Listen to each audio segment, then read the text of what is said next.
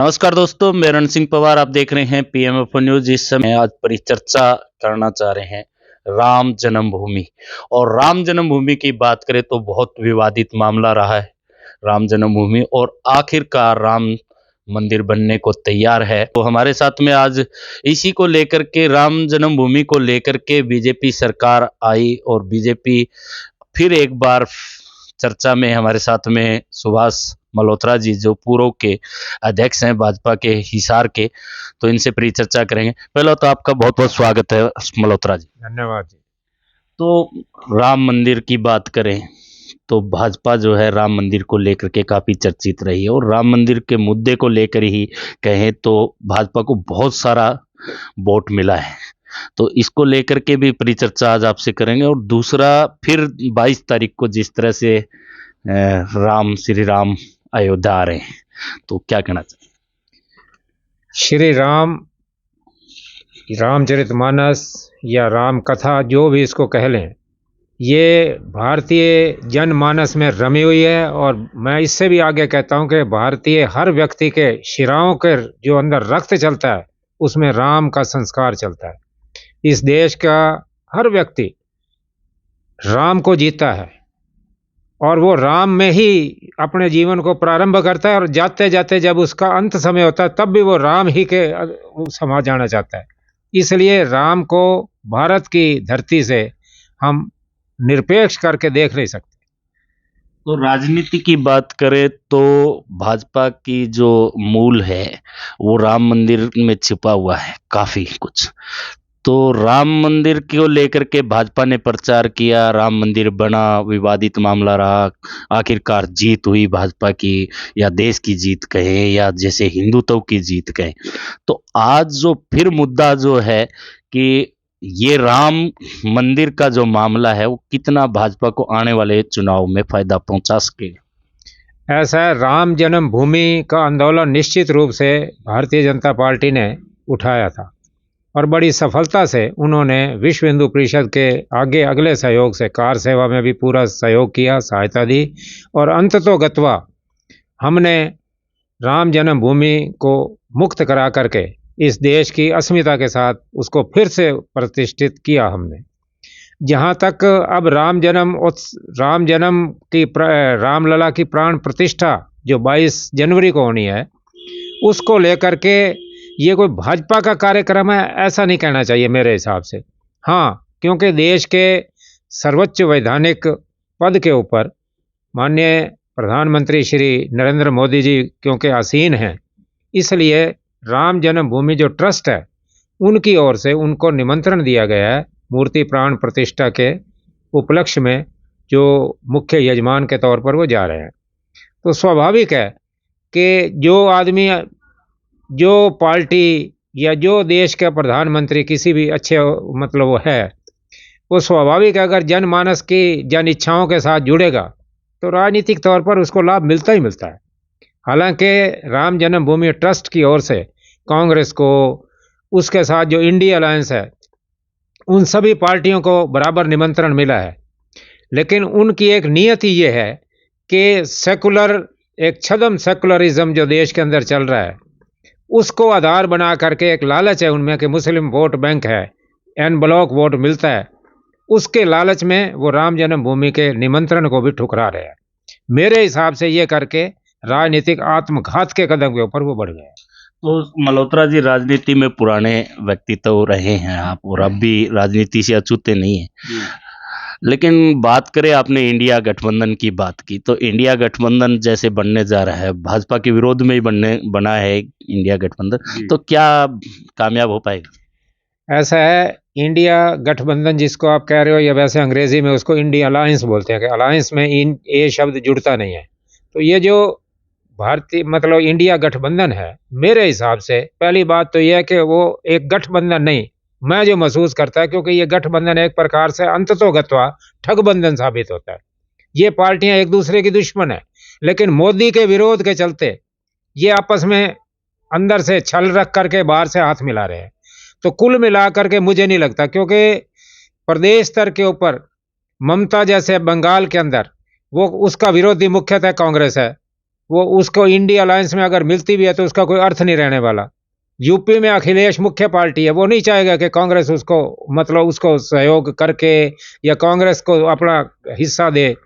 तो इस प्रकार हर स्टेट में इनके आपस में जो तार हैं वो जुड़े हुए ही नहीं है, ये आपस में बड़ा जबरदस्त विरोध में है। तो मुझे नहीं लगता कि ये कहीं ना कहीं जा करके भारतीय जनता पार्टी के लिए कोई चुनौती बनेगी। और दूसरी बात यह है कि कांग्रेस जो मुख्य विपक्षी दल है उसका जो नेतृत्व जिसको राहुल गांधी एक प्रकार से संभाल रहे हैं, आम जनमानस की लोगों के मानस के अंदर या जो उनकी प्रतिष्ठा बनी हुई है वो कोई अच्छी नहीं है, वो मैच्योर व्यक्तित्व की नहीं है।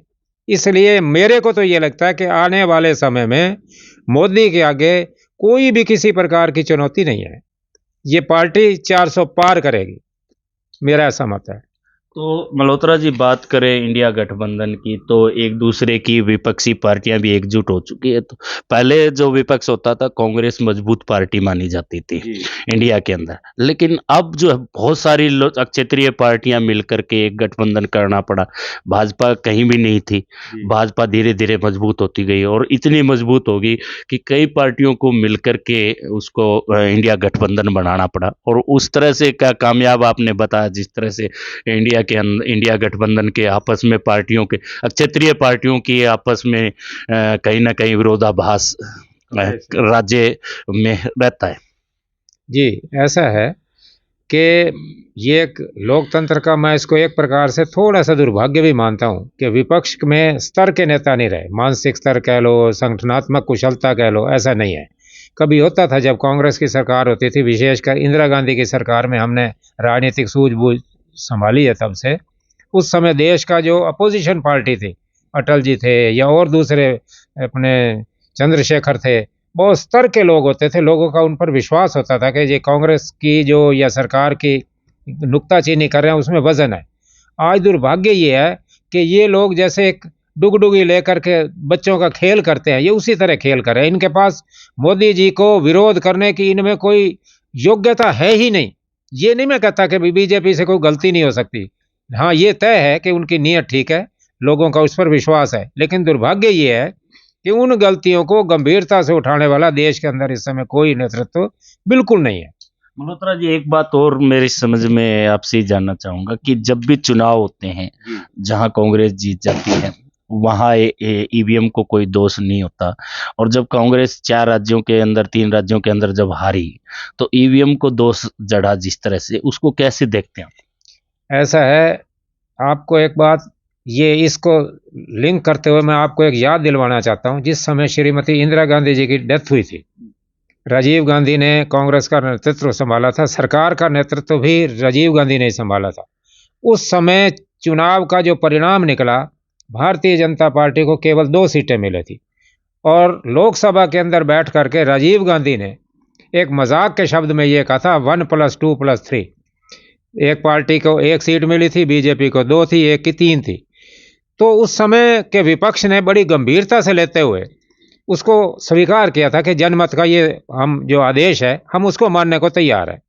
लेकिन आज दुर्भाग्य क्या है कि विपक्ष में योग्यता रही नहीं, लोगों में इनका विश्वास है नहीं, तो जहां ये हार होती है इनकी, वो उस हार को पचाने का भी इनमें मादा नहीं है, तो उसका अंततः गत्वा दोष जो है वो ईवीएम के ऊपर छोड़ देते हैं।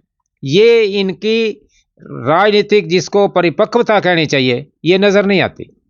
आप ढंग से लड़ो, अच्छी तरह से फाइट दो, आपका हक है लड़ाई लड़ना, मांगे रखना, देश के हित में और अच्छी चीजें बताना। लेकिन अगर आप इस तरह से बिल्कुल ही वो एक छोटे बच्चे जैसे खेलते हैं ना भाई, कंचे खेलते थे या गुल्ली डंडा खेलते थे, तो जिसको नहीं खिलाया जाता था तो वो शरारतवश उस जो नीचे गुल्ली डंडा खेलने वाली जगह होती थी उसमें पेशाब कर देते थे। तो इन लोगों का स्तर वो चीज हो गई है कि खेलो नहीं, खेल नहीं तो बिगाड़ो। तो इतनी अपरिपक्वता जो राजनीति के अंदर आई है, ये देश के लिए अच्छा शकुन नहीं है। फिर दूसरी बात यह है कि इनको आज अपने में इतना वजन नहीं है, ये विदेशी शक्तियों के हाथों में खेल रहे हैं, जो देश का सबसे बड़ा दुर्भाग्य मैं मानता हूं।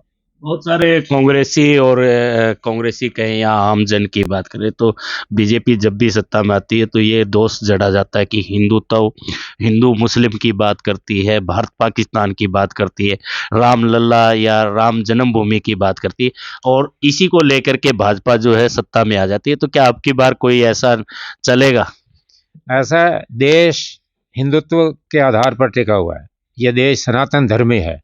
तो कोई भी राजनीतिक पार्टी या विपक्ष को किसने रोका कि तुम राम को ना मानो? विपक्ष को किसने रोका है? हाँ, तुम्हें ये लगता है इफ्तार पार्टियां करने में, मुसलमानों की मस्जिदों में जाना अगर अच्छा लगता है, तुम मंदिरों में जाना खुद ही नहीं पसंद करते, तो तुम्हें नकल करते हुए हम ये सोचे कि हम भी ना जाए अपने मंदिरों में, हम भी वहां जाए। संख्या वो हिंदुओं की है, उनकी आस्था का भी हमें ध्यान रखना चाहिए। लेकिन ये एक बात मैं और ध्यान करवाना चाहता हूं कि ये देश धर्मनिरपेक्ष नहीं, पंथ निरपेक्ष है। ये हिंदुओं की विशेषता है कि हिंदुत्व के अंदर एक ही घर में 5-5 किस्म के मतांतरों को मानने वाले हैं, लेकिन उनमें कभी कोई संघर्ष नहीं देखा गया। ये लोग नकली संघर्ष पैदा करते हैं, लोगों को भ्रम पैदा करने की कोशिश करते हैं, इसलिए दूसरों को दोष देते हैं।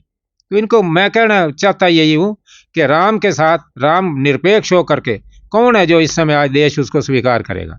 एक बात और सुनने में आती है कि राम राज्य होगा, तो थोड़ा समझ में नहीं आया, आप बता दीजिए। राम राज्य का मतलब होता है धर्म राज्य होगा। धर्म का मतलब ये होता है कि किसी को कोई शोषण नहीं होगा, कोई भूखा नहीं रहने दिया जाएगा, हर एक सुख के साथ अपना दिनचर्या रात बिताएगा, सुबह की दिनचर्या सुख पूर्वक शुरू करेगा, इसी का नाम राम राज्य है। 10 साल से देश में भाजपा सरकार है, क्या ये हो पाया?